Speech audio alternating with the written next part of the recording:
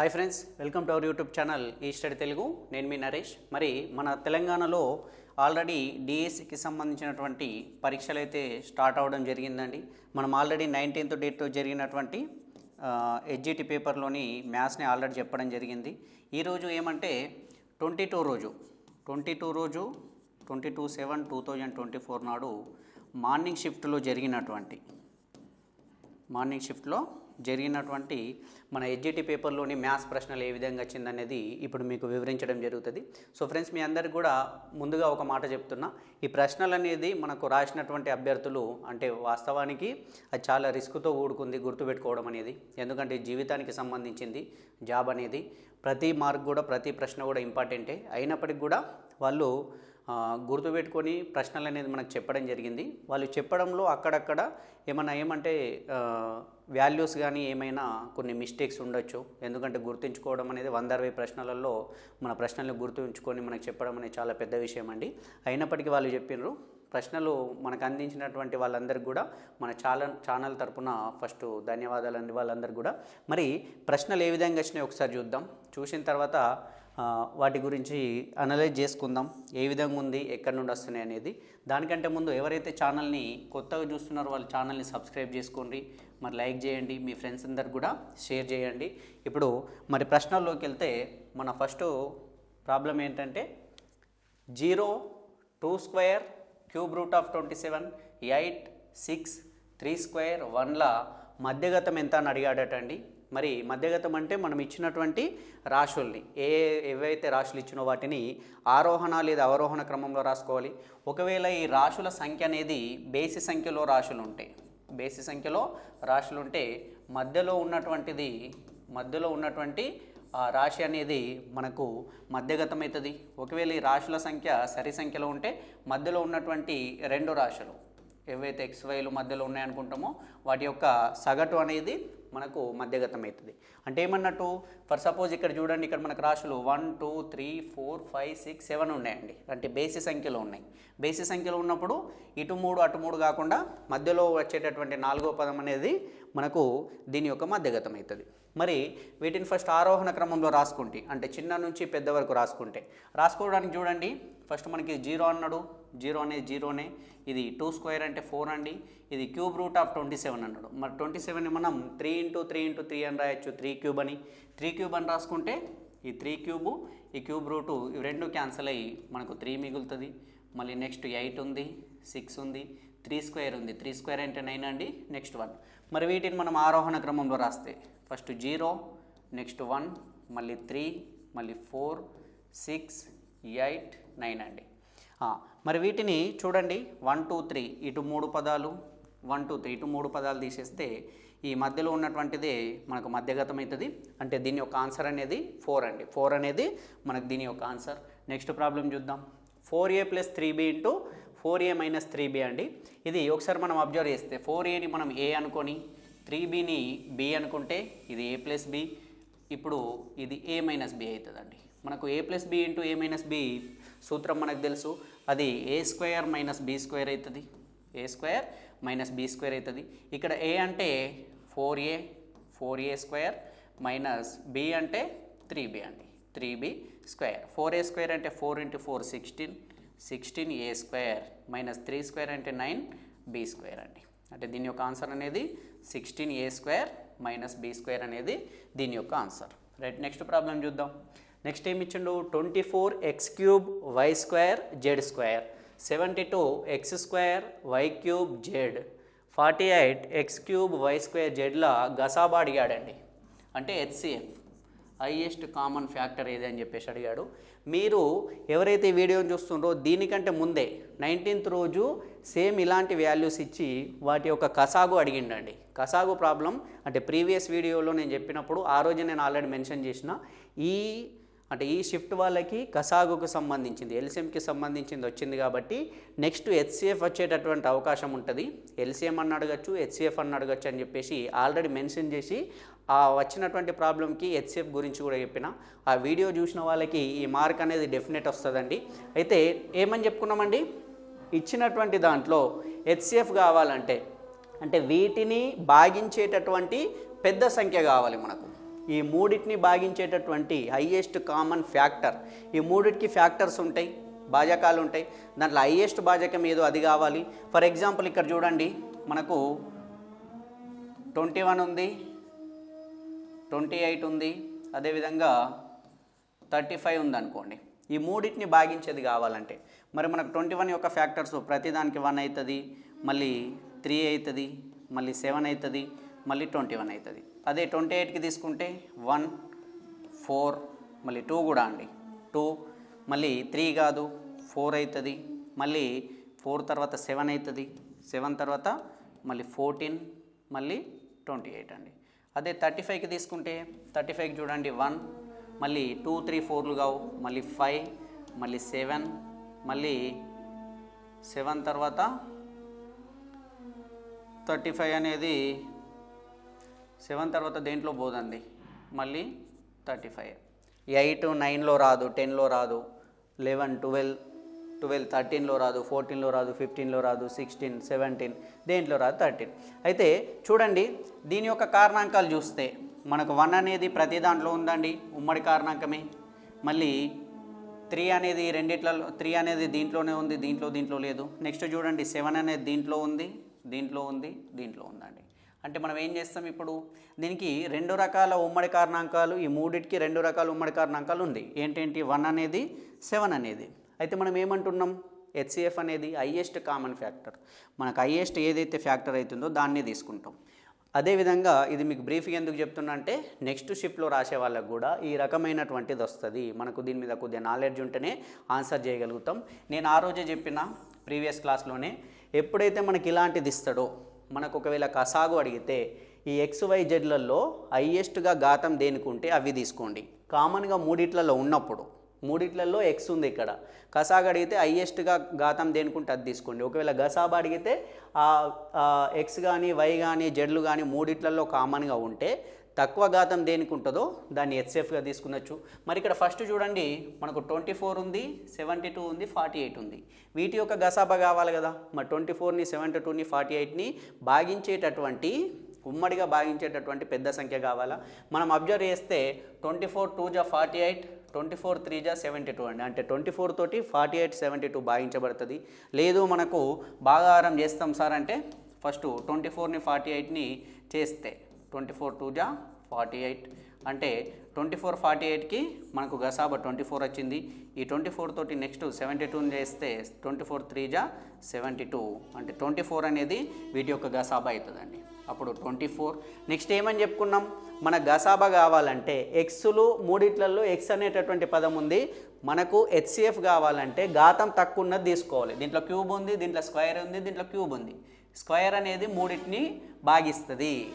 మనం ఏమంటున్నాం, గరిష్టంగా భాగించేది. మరి భాగించాలంటే ఈ స్క్వేర్ ఉన్నప్పుడే కదా దీన్ని భాగించగలుగుతుంది. ఒకవేళ ఇక్కడ క్యూబ్ పెట్టుకుంటే ఇక్కడ స్క్వేర్ ఉంది, అది క్యూబ్ తోటి భాగించబడదు. మనకు సింపుల్గా మర్చిపోతాం సార్ అనుకునే వాళ్ళకు కూడా, నాన్ మ్యాథ్స్ వాళ్ళకు కూడా చూడండి, ఇక్కడ ఫర్ సపోజ్ దీంట్లో క్యూబ్ ఉంది, దీంట్లో క్యూబ్ ఉంది కదా సార్, క్యూబ్ పెట్టాలనేమో అని మీకు డౌట్ వస్తే ఒకసారి ఆలోచించండి. ఇక్కడ క్యూబ్ పెడితే ఈ స్క్వేర్ అనేది క్యూబ్ తోటి నిశ్శేషంగా భాగించబడదు కదా.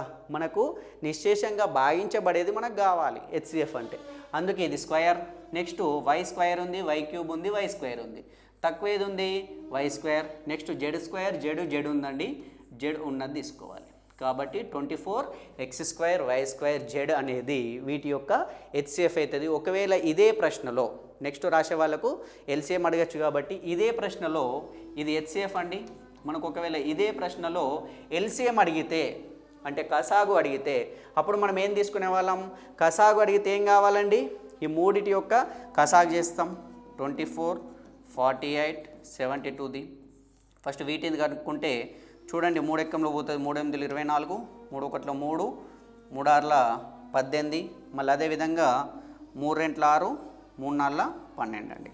మళ్ళీ చూడండి 2 తోటి 2 4లో, 2 8లో, 2 12లో, మళ్ళీ 2 2లో, 2 4లో, 2 3లో, మళ్ళీ 2 1లో, 2లో, 3లో. వీటి కసాగు తీస్తే చూడండి 3 2 6, 6 2 12, 12 2 24, 24 2లో 48, 48 3లో అండి. 48 × 3, 3 8 24, చేతన్ 2, 3 4 12 2 14 అండి. 144. చూడండి 3 రెంట్ల 6 రెంట్ల 12 రెంట్ల 24, 24 మూల 72 రెంట్ల 144. మరి 144 రాసుకొని ఒకవేళ ఎల్సిఎం అడిగితే 144 రాసుకొని ఇప్పుడు మూడిట్లలో ఎక్స్ అనేది ఉంది. మనకు ఎల్సిఎం అడిగితే ఒకటే చెప్తున్నా, ఎల్సిఎం అనేది అడిగితే గరిష్టంగా ఘాతం ఉన్నది తీసుకోండి. ఎక్స్ క్యూబ్ని తీసుకోవాలి, నెక్స్ట్ వై క్యూబ్ని తీసుకోవాలి, జెడ్ స్క్వేర్ని తీసుకోవాలండి. ఈ 2 క్యూబులు, ఇది స్క్వేర్, ఇది మనకు ఎల్సిఎం అవుతుంది. నెక్స్ట్ రాసేవాళ్ళు గుర్తుపెట్టుకోండి, ఇది అడిగిండు కాబట్టి మీకు అడిగేట అవకాశం ఉంటుంది. హెచ్సిఎఫ్ అడిగితేనేమో ఫస్ట్ ఇచ్చినటువంటి వాల్యూస్ది ఫస్ట్ కనుక్కొని నెక్స్ట్ ఈ XYZ మూడిట్లలో ఉంటే ఉమ్మడిగా ఉన్నప్పుడే తీసుకోవాలండి. ఫర్ ఎగ్జాంపుల్ దీంట్లో జెడ్ స్క్వేర్, దీంట్లో జెడ్ ఇచ్చి దీంట్లో జెడ్ అనే పదం ఇయ్యలేడు అనుకోండి, జెడ్ అనే పదం ఇవ్వకపోతే అప్పుడు మనకు అది కాదు, జెడ్ను రాయాల్సిన అవసరం లేదు. ఎందుకంటే అక్కడ చివరిలో ఉన్నటువంటి దాంట్లో జెడ్ లేదు, దాన్ని భాగించడానికి లేదు కదా, కామన్ ఫ్యాక్టర్ అనేది దానికి లేదు. కామన్ ఫ్యాక్టర్ ఇక్కడ అర్థం చేసుకోండి, కామన్ ఫ్యాక్టర్ సామాన్య భాజకం మూడిట్లలో ఉమ్మడిగా ఉండాలి. ఇది పదే ఎందుకు చెప్తున్నా అంటే ప్రతి మార్కు మనకి ఇంపార్టెంటే, ఏ మార్కును కూడా మనం మిస్ కావద్దు. నెక్స్ట్ రాసే వాళ్ళకు కూడా ఈ ప్రశ్న వచ్చే అవకాశం ఉంటుంది కాబట్టి జాగ్రత్తగా చూసుకోండి. హెచ్సిఎఫ్ అంటేనేమో ఘాతాలు తక్కువ ఉన్నది ఉమ్మడిగా ఉన్న దాంట్లో, ఎల్సిఎం అంటేనేమో ఘాతాలు ఎక్కువ ఉన్నది. రైట్, నెక్స్ట్ చూద్దాం. త్రిభుజంలోని ఒక కోణం 48 డిగ్రీస్, వేరే 2 కోణాలు 1/4:2/3 నిష్పత్తిలో ఉంటే ఆ కోణాలు మనకేమంటున్నాడండి, త్రిభుజంలోని ఒక కోణం విలువ ఇచ్చిండు 48 డిగ్రీస్ అట, వేరే 2 కోణాలు 1/4:2/3 రేషియోలో ఉన్నాయట. అయితే ఆ కోణాలు ఏమని అడుగుతుండు. మరి మనకు ఒకటి తెలుసు, త్రిభుజం యొక్క ధర్మాల ప్రకారము త్రిభుజంలోని 3 కోణాల మొత్తం అనేది 180 డిగ్రీస్ అనేది మనకు తెలుసు. అంటే ఈ 3 కోణాలు మొత్తం చేస్తే మనకు 180 డిగ్రీస్ రావాలి. దాంట్లో ఒక కోణం విలువ మనకు తెలిసింది 180 నుంచి ఆ తెలిసినటువంటి కోణాన్ని మనం తీసేస్తే 48 డిగ్రీస్ కోణాన్ని మనం తీసేస్తే ఇక్కడ 10 నుంచి 8 పోతే 2 అండి, ఇక్కడ 7 మిగులుతుంది, 7 నుంచి 4 పోతే 3, 132. అంటే ఈ మిగిలినటువంటి 2 కోణాలు, ఇది ఎక్స్ ఇది వై అనుకుంటే ఈ 2 కోణాల మొత్తం 132 డిగ్రీలు కావాలి. కాకపోతే ఈ 2 కోణాలు ఏ నిష్పత్తిలో ఉన్నదో మనకి ఇచ్చిండండి. ఈ 2 కోణాలు 1/4:2/3 నిష్పత్తిలో ఉన్నాయి. చూడండి, ఇట్లా ఉన్నప్పుడు ఏం చేయాలి సార్, ఏం చేయాలంటే ఇది ఇటు గుణిస్తుందండి, ఇది అటు గుణిస్తుంది. ఎందుకు సార్, ఎందుకంటే మీకు చాలాసార్లు చెప్పిన క్లాసులలో మనకు రేషియో అని ఇచ్చిన డివైడెడ్ బై అని ఇచ్చిన సేమ్ అండి. రేషియో అని ఇచ్చిన డివైడెడ్ బై ఇచ్చిన సేమ్ 1/4/2/3 అవుతుంది. 2/3 పైకి వస్తే 3/2 అవుతుంది. మనకు తెలిసిందే 1/4 ఇంటూ 3/2 అంటే 2/3 భాగిస్తే 3/2 అనేది గుణిస్తుంది. అంటే ఇది ఏమవుతుంది, ఈ 3 ఇటు వస్తుంది, 4 ఇటు పోయింది కదా, 3:8 అవుతుంది అండి. అంటే ఇది చూడండి 3:8 అయింది. 3:8 అయితే అంటే ఏమన్నట్టు 3 + 8 11 భాగాలు ఉన్నాయండి. అంటే ఈ 2 కోణాల మొత్తం అనేది 11 భాగాలకు సమానం. మరి ఈ 11 భాగాలు 132ని పంచుకోవాలి కదా, ఇది 3 భాగాలు పంచుకోవాలి, ఇది 8 భాగాలు పంచుకోవాలి. మరి ఒక భాగం విలువ తెలవాలంటే మనకు 132/11 చేస్తే 11 1 = 11 2 మిగిలింది, 11 2 = 22. అంటే ఒక భాగం విలువ 12, 12 మూల ఇది 36 డిగ్రీలు, 12 ఎందుల ఇది 96 డిగ్రీలు అండి.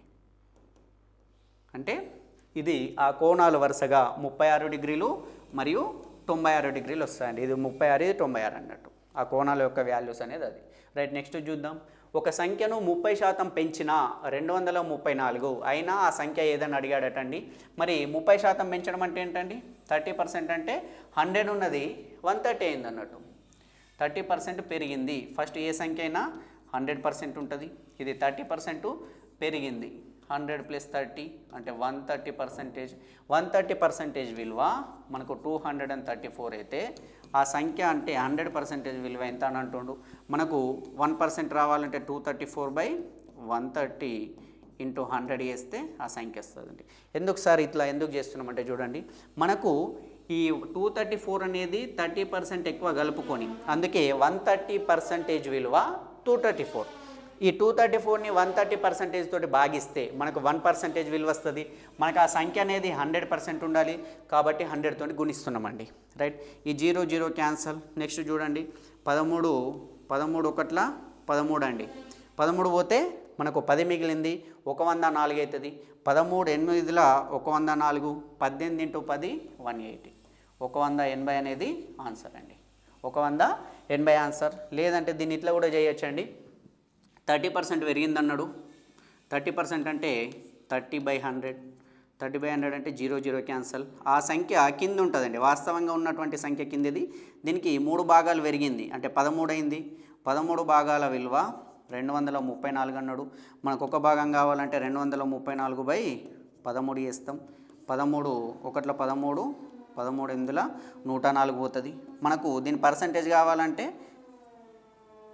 చూడండి, ఇది ఒక భాగం విలువ వచ్చింది. దీని పర్సంటేజ్ కావాలంటే కరెక్టే చేసామా?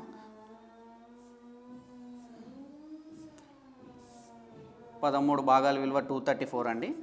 234 రైట్, మనకు ఆ సంఖ్య 10 కదా, సారీ ఇక్కడ 100 అనుకుంటున్నా. ఇది 13, ఆ సంఖ్య 10 కదా మనకు, కాబట్టి ఇంటూ 10 చేస్తే అది వచ్చేస్తుందండి. 13 1 13, 13 ఇందులో 18 ఇంటూ 10 180. సారీ అండి, ఏమంటే ఇక్కడ చూడండి, మనకి కింద ఉన్నటువంటిది ఆ సంఖ్య అండి. దీనికి 30% పెరిగింది. ఆ సంఖ్య 10 భాగాలు ఉండే 30% పెరిగి 13 భాగాలైంది. మరి 13 భాగాల విలువ 234. మనకు ఆ సంఖ్య అనేది 10 భాగాలే. మనం 234ని 13తో భాగిస్తే ఒక భాగం విలువ వచ్చింది. మనకు ఆ సంఖ్య 10 పార్ట్స్ ఉంది కాబట్టి ఇంటూ 10 చేస్తే 180 అనేది అవుతుందండి. లేదు ఇదన్నా ఇదైనా ఏదైనా చేయండి, కానీ ఒకవేళ మీ ఆన్సర్ టాలీ అవుతుందో లేదో చూసుకోండి. నెక్స్ట్ వాళ్ళకు కూడా వచ్చే అవకాశం ఉంటుందండి. నెక్స్ట్ ప్రాబ్లం చూద్దాం. a + b 12, a - b 4 అయినా ab విలువ ఎంత అని అడుగుతున్నాడు అండి. చూడండి, మనకు a + b అనేది 12 అని ఇచ్చిండు, a - b అనేది 4 అని ఇచ్చిండు. ఒకసారి ఇవి రెండింటిని కలిపితే a + a 2a, b - b అంటే ఇది క్యాన్సల్ అవుతుందండి. 2a = 12 + 4 16, దెన్ a = 16/2 అంటే 8 అండి. మరి a విలువ 8 అయితే b విలువ ఇగో a + b 12 కావాలి. a అనేది 8 అయింది, 8 + b విలువ 12 కావాలి. దెన్ b = 12 - 8 అంటే 4 అండి. a అనేది 8, b అనేది 4. మనకి ఏం అడిగిండు? a × b, 8 × 4 32. 8 4 32 కాబట్టి ab విలువ 32 అండి. రైట్, నెక్స్ట్ ప్రాబ్లం చూద్దాం. ఒక దీర్ఘచతురస్రం చుట్టుకొలత 160 చదరపు మీటర్లు, దాని పొడవు వెడల్పులు 11:5లో కలవు. అయినా దాని వైశాల్యం ఎంత అని అడిగాడండి. ఒక దీర్ఘచతురస్రం మనకిచ్చాడు. దీర్ఘచతురస్రం యొక్క చుట్టుకొలత ఇచ్చిండండి. చుట్టుకొలత అంటే ఏంటి? ఇక్కడ స్టార్ట్ అయితే ఈ అన్ని భుజాల పొడవుల్ని కలిపితే దాని చుట్టుకొలత అయితే, అంటే దాని అర్థం ఏమన్నట్టు, ఇక్కడ నుండి ఇక్కడికి వెళ్ళి మళ్ళీ ఇక్కడ నుండి ఇక్కడికి వెళ్ళి ఇక్కడికి వెళ్ళి ఇట్లా తిరిగేస్తే ఒక చుట్టు అనేది మనం తిరిగేస్తే అది దాని యొక్క చుట్టుకొలత అవుతుంది. కాకపోతే ఏమంటుండో ఇక్కడ పొడవు మరియు వెడల్పులు ఇవి రెండు సమానంగా ఉంటాయండి. దీర్ఘచతురస్రంలో ఎదురుగా ఉన్నటువంటి భుజాల పొడవులు మరియు వెడల్పులు సమానంగా ఉంటాయి. ఇది మనకు తెలిసిందే. ఇవి ఏ నిష్పత్తిలో ఉంది? ఇది 11, ఇది 5. మనకి నిష్పత్తి అనేది ఎప్పుడు కూడా సూక్ష్మంగా రాసుకుంటాం కాబట్టి ఇది 11x అనుకుందాం, ఇది 5x అనుకుందాం. ఇది కూడా 11x ఉంటుంది, ఇది 5x ఉంటుంది. మరి ఈ చుట్టుకొలత అనేది 160 చదరపు మీటర్లు అన్నాడు. అంటే 11 + 5 + 11 + 5, 11 11 22, 22 + 10 32 అండి. 32x = 160. అయితే x = 160/32 అండి. ఒకసారి చూడండి, 16 1 16 2, ఇక్కడ 0 ఉంది కాబట్టి 0, 2 1 2 5, అంటే x విలువ మనకు తెలిసిందండి. వాస్తవంగా ఉన్నటువంటి పొడవు వెడల్పులు ఇప్పుడు మనకు తెలిసిపోతాయి.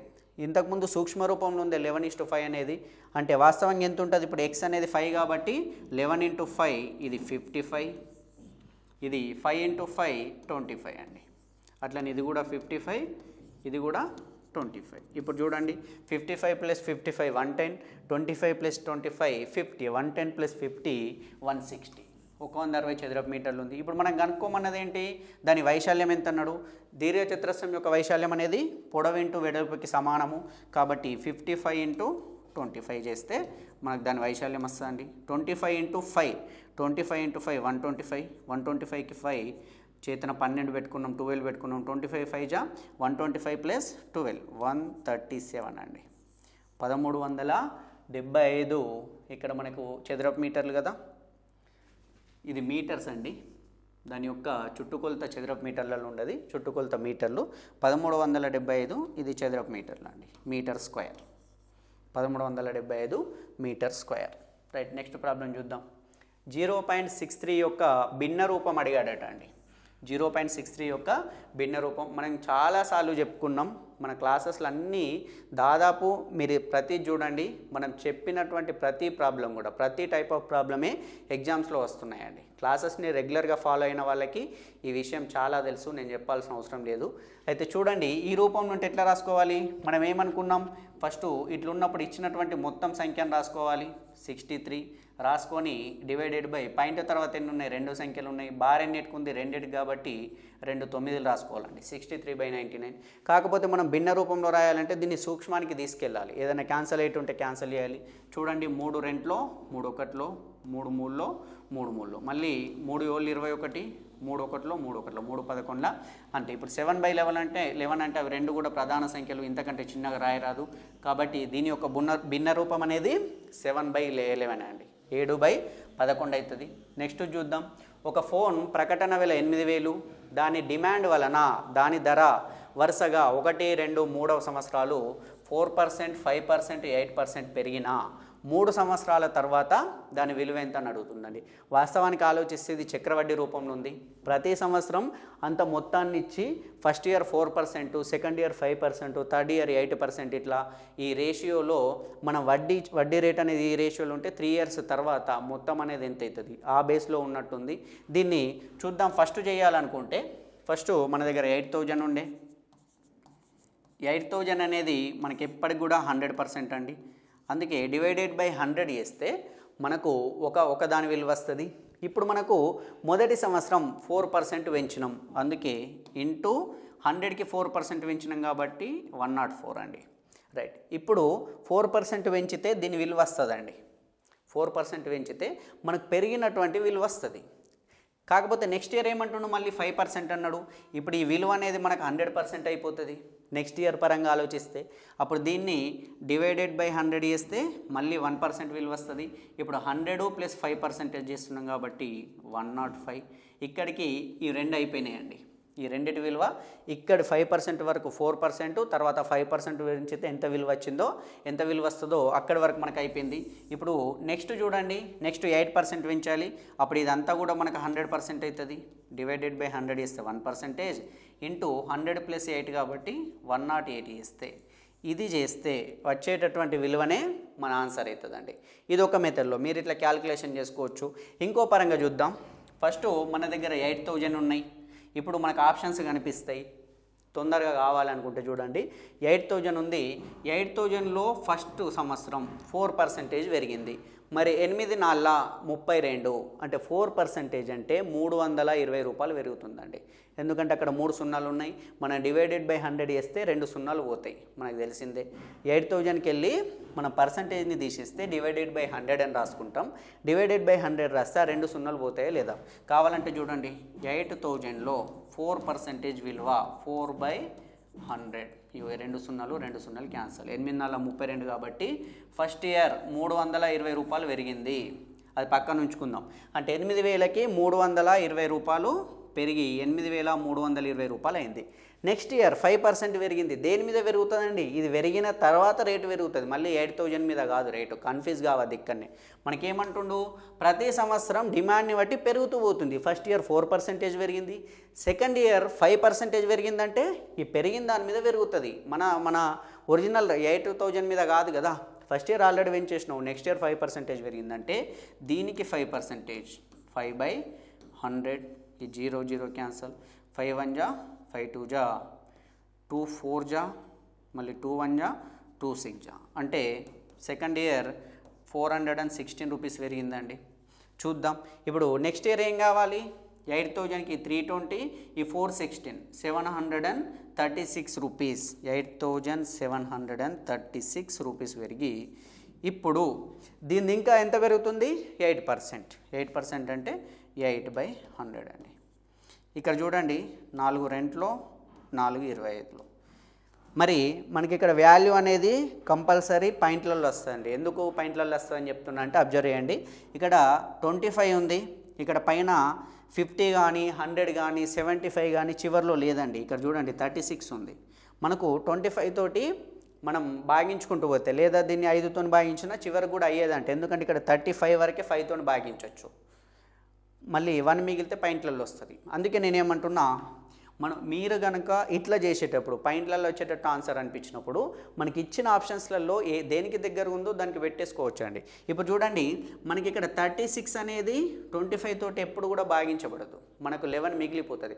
అందుకని దీన్ని ఏం చేస్తున్నా, 36 దగ్గర 50 ఉంటుంది కదా, లేదా 5 తోటి భాగించి కూడా క్యాల్కులేషన్ చేసుకోవచ్చు. అట్లా చేయాలంటే ఏం చేస్తాం, 5 5 జా 25, మళ్ళీ 5 1 జా 5 1 జా పోతే 3 మిగులుతుంది, మళ్ళీ 5 వల్ల 35 2 మిగులుతుంది, మళ్ళీ 5 4 20, మళ్ళీ 30 36 అవుతుంది, మళ్ళీ 5 వల్ల 35 పాయింట్ 5 2 10 అవుతుందండి. మళ్ళీ 5 దీన్ని చేస్తే పాయింట్లలో వస్తుంది. అందుకే నేనేమంటున్నా చూడండి, మనకి 8736 ఉంది.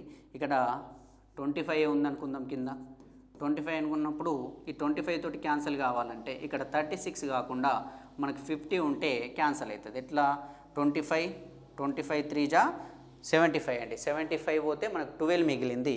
12 మిగిలితే 125 అయింది. 25 5 జా 125, ఇది 0. 350 రెంట్ల 700 అండి. రైట్, చూద్దాం ఇప్పుడు. ఇది 6, ఇది 3, 11 3 14. మనకు ఫస్ట్ 8000 ఉండే, ఇది 1436 వచ్చింది. అంటే 9430కి 9430కి అంటే ఇది 36 అంటే దీనికంటే తక్కువ వస్తుంది, 35 34, దాని తర్వాత పాయింట్లలో మనకి ఆన్సర్ అనేది వస్తుంది. ఈ 9430కి దగ్గరలో ఏది ఆన్సర్, దీనికంటే తక్కువ దగ్గరలో తక్కువ ఏ ఆన్సర్ వస్తుందో అది అవుతుందండి. మీకు ఇచ్చినటువంటి మొత్తం పేపర్లో క్యాలిక్యులేషన్ బాగా చేసేటటువంటి లెక్క ఇది ఒకటే ఇచ్చిండు మీకు. అంటే మనం అబ్జర్వ్ చేస్తే క్యాలిక్యులేషన్ ఎక్కువ అవసరం పడ్డది దీనికి, ఎందుకంటే దీని ఆన్సర్ పాయింట్లలో వస్తుంది. నాకు తెలిసి 9434.88 అట్లా రావచ్చు, ఎందుకంటే 25తో చేస్తున్నాం కాబట్టి 0.88లో పోవచ్చు. రైట్, నెక్స్ట్ చూద్దాం. 5 యొక్క 2 అంకెల మొదటి 5 గుణిజాల సగటు అడిగాడండి. మరి 5 యొక్క గుణిజాలు తీసుకుంటే 5 10 15 20 25 30 35 ఇట్లా ఉంటాయండి. మరి 5 గుణిజాలలో 2 అంకెలు అంటుండండి. ఇది ఒకటే అంకె ఉంది, దీన్ని తీసేద్దాం. ఈ 2 అంకెలలో మొదటి 5 గుణిజాలు 1 2 3 4 5 మొదటి 5 గుణిజాలు తీసుకున్నాం. దీంట్లో సగటు అంటే ఎప్పుడన్నా అబ్జర్వ్ చేయండి, మనకు ప్రతి దాని మధ్యలో డిఫరెన్స్ సమానంగా ఉంది. మీరు ఇవన్నిట్లను కూడా డివైడెడ్ బై 5 చేయాల్సిన అవసరం లేదు. మీకు డిఫరెన్స్ అనేది సమానంగా ఉంటే అప్పుడు మధ్యలో ఉన్నటువంటి విలువనే మన సగటు అవుతుంది. ఎందుకంటే ఇవి 5 సంఖ్యలు ఉన్నాయి కాబట్టి 1 2, ఈ 1 2 అటు తీసేస్తే 20 అనేది మన ఆన్సర్ అవుతుంది. లేదు సార్ మనకు రాశుల మొత్తం బై రాశుల సంఖ్య కదా, అట్లనే చేస్తాం అనుకుంటే చూడండి, 10 + 15 + 20 + 25 + 30 అండి. 10 + 15 25, ఈ 25 25 50, 50 + 50 100, ఇగో 100 100 డివైడెడ్ బై 1 2 3 4 5, 100 డివైడెడ్ బై 5 చేస్తే ఇగో 20 వస్తుందండి. అందుకే నేను ఏమని చెప్పినా, ఇచ్చినటువంటి రాశుల మధ్య డిఫరెన్స్ అనేది ప్రతి దాని మధ్యలో గ్యాప్ అనేది 5 5 ఉంది కాబట్టి ఇవి 5 రాశులు ఉన్నాయి, మధ్యలో ఉన్నదే మన ఆన్సర్ అవుతుంది. 20 అనేది మన ఆన్సర్ అండి. రైట్, నెక్స్ట్ చూద్దాం. 0.000729 యొక్క ఘనమూలం విలువ అడిగిండట అండి. నేను ఆల్రెడీ ప్రీవియస్ క్లాసెస్లలో చెప్పిన, లాస్ట్లో కూడా చెప్పిన, మనకు కనీసం ఒక 20 వరకు వర్గాలు తెలిసి ఉండాలి, ఒక 10 వరకు గణాలు తెలవాలి. గణాలు తెలిసి ఆన్సర్ అనేది ఈజీగా వస్తుందండి. 729 అనేది మనకు 9 క్యూబ్ విలువ అండి. 9 క్యూబ్ విలువ 729. ఫర్ సపోజ్ ఇక్కడ మన ఆన్సర్ 0.9 అవుతుంది అనుకుంటే అప్పుడు ఇక్కడ ఉండేటటువంటి విలువ 0.729 ఉండేదండి. అంటే దీన్ని క్యూబ్ చేస్తే మనకి ఇంకా 3 సున్నాలు ఎక్కువ ఉన్నాయి కదా, అందుకే 0.09 తీసుకుంటే 0.09 క్యూబ్ చేస్తే అప్పుడు దాని విలువ 0.000729 అవుతుందండి. లేదంటే చూడండి, 0.09 ఇంటూ 0.09 చేస్తే ఫస్ట్ చూడండి, 9 9ల 81 1 చేతన 8, మళ్ళీ 9 0 0 కాబట్టి 8, మళ్ళీ ఇది 0, మళ్ళీ 3 సున్నాలే 1 8 0 0 1 2 3 4 4 తర్వాత పాయింట్ పెట్టుకోవాలండి. ఇక్కడ పాయింట్ వస్తుంది ఎందుకంటే ఇవి 4 ఉన్నాయి కాబట్టి.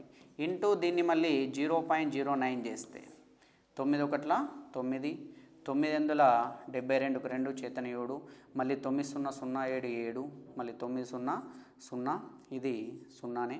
మళ్ళీ దీంతో 5 సున్నాలు రాసేసుకుందాం, మళ్ళీ దీంతో 5 సున్నాలు రాసేసుకుందాం, 5 రాసేసినామండి. చూడండి 1 2 3 4 5 6 తర్వాత పాయింట్ రావాలండి 1 2 3 4 5 6 తర్వాత ఇక పాయింట్ పెట్టేసినాం. చూడండి 0.000729 అనేది మనకు 0.09 క్యూబ్కి సమానము. అంటే దీన్ని గణం చేస్తే ఈ విలువ వస్తుంది. దీన్ని క్యూబ్ రూట్ విలువ దీనికి సమానం 0.09 అండి. ఆన్సర్ అనేది 0.09 అనేది ఆన్సర్. నెక్స్ట్ ఏం అడిగిండట అంటే వర్గాలకు సంబంధించి కింది వాటిలో ఖచ్చిత వర్గం కానిది ఏది, వర్గాలు ఇచ్చేసి ఏది కాదో కనుక్కోమన్నాడట. అదేవిధంగా గణాలకు సంబంధించి వేరేది వచ్చిందట. 9 యొక్క భాజనీయత సూత్రం అడిగిండట. అంటే 4 ఆప్షన్లు ఇచ్చి కింది వాటిలో 9 చే నిశ్శేషంగా భాగించబడని సంఖ్య ఏదని అడిగిండట. మన వాళ్ళకైతే సంఖ్య అనేది గుర్తు లేదండి. కాకపోతే భాజనీయత సూత్రాలకు సంబంధించి ప్రశ్న వస్తుంది, వర్గాలు గణాలు వస్తుంది, ఈ విధంగా వస్తుంది, వృత్తానికి సంబంధించిన ప్రాబ్లమ్స్ వస్తున్నాయి, లాభ నష్టాలు వస్తుంది, బారువడ్డీ చక్రవడ్డీ వస్తున్నాయి, మళ్ళీ త్రిభుజానికి సంబంధించి ప్రాపర్టీస్ గురించి వస్తుంది, దీర్ఘచతురస్రం వస్తుంది. కాబట్టి వీటిని మంచిగా చూసుకొని వెళ్ళండి నెక్స్ట్ ఎగ్జామ్ రాసే వాళ్ళు, మీకు చాలా యూజ్ అవుతుంది. సో ఫ్రెండ్స్, ఇది మనకు 22 రోజు మార్నింగ్ షిఫ్ట్కి సంబంధించినటువంటి ప్రశ్నపత్రము. నెక్స్ట్ జరగబోయేటటువంటి దాన్ని కూడా మనం మళ్ళీ వివరించడం జరుగుతుంది నెక్స్ట్ క్లాస్లో. మీ అందరికి కూడా నెక్స్ట్ రాసే వాళ్ళకి ఆల్ ది బెస్ట్ అండి. ఇది రాసిన వాళ్ళు కూడా చాలా మంచిగా రాసిందని నేను అనుకుంటున్నా. ఎవరైతే మన క్లాసెస్ విన్నారో నేను కాన్ఫిడెంట్గా చెప్పగలుగుతున్నా అండి. రాసిన వాళ్ళు కూడా నాకు ఫోన్ చేసి చెప్తున్నారు, సార్ మీ క్లాసెస్ వినడం వల్ల చాలా హెల్ప్ అయింది సార్, చాలా బాగా లాభమైంది. టెట్ అప్పటి నుంచి మనం క్లాసెస్ కంటిన్యూ చేసినామండి. టెట్లో కూడా టాప్ ఎక్స్పెక్టెడ్ అని చెప్పేసి 9 వీడియోలు చేసినాం, దాని నుంచే మ్యాక్సిమం వచ్చినాయి. ఇప్పుడు కూడా టాప్ ఎక్స్పెక్టెడ్ డిఎస్సి క్వశ్చన్స్ అని 7 వీడియోలు చేసినాం. ఇవి కరెక్ట్ చూసుకొని వెళ్ళిన వాళ్ళకు నిజం చెప్తున్నా, ఎగ్జామ్లో వచ్చిన దానికంటే మనం చెప్పిందే కొద్దిగా లెవెల్ అనేది ఎక్కువ ఉందండి. దాన్ని పర్ఫెక్ట్ చూసుకొని వెళ్ళిన వాళ్ళకు, కాన్సెప్ట్ని నేర్చుకున్న వాళ్ళు ఎవరు కూడా లాస్ కాలేరండి. రైట్, ఓకే ఫ్రెండ్స్, అందరికీ నెక్స్ట్ రాసే వాళ్ళందరికీ ఆల్ ది బెస్ట్. ఇది రాసిన వాళ్ళకి ముందుగానే అందరికి కూడా కంగ్రాచులేషన్స్ అండి.